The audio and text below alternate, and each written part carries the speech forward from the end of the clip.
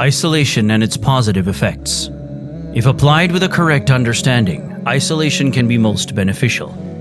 Ibn Taymiyyah said, "At times it is necessary for the worshipper to be isolated from others in order to pray, remember Allah, recite the Quran, and evaluate himself and his deed. Also, isolation allows one to supplicate, seek forgiveness, stay away from evil, and so on." Ibn al-Jawzi dedicated 3 chapters of his well-known book, Sayyid al-Kathir, to this topic. He said, "I have not seen or heard of anything that brings repose, honor, and dignity as much as seclusion does. It helps one to stay away from evil.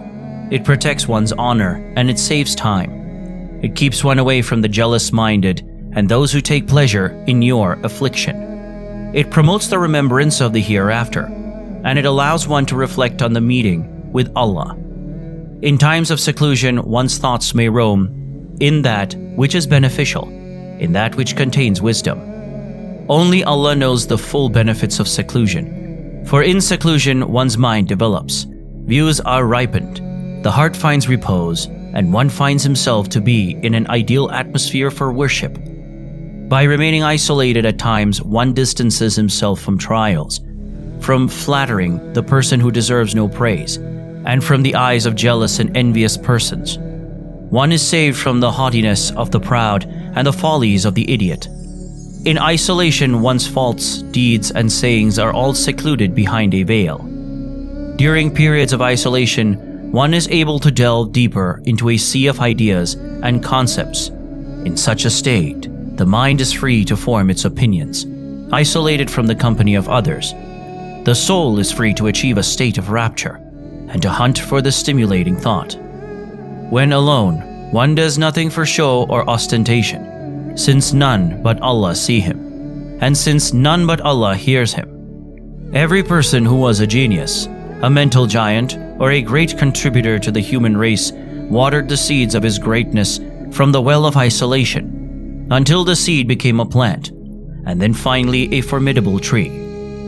Al-Qadi Ali ibn Abdul Aziz al-Jurjani said, "I never tasted the sweetness of life until I became a companion of home and book. There is nothing more honorable than knowledge, so I seek in no other an associate. Truly the only degradation is in mixing with people. Therefore leave them and live nobly and stately," another said. "I found company in my solitude and I remained fervently in my home. So felicity was perpetual for me, and my happiness grew. I have served human relations and I couldn't care whether the army has gone forth or the president has given us a visit."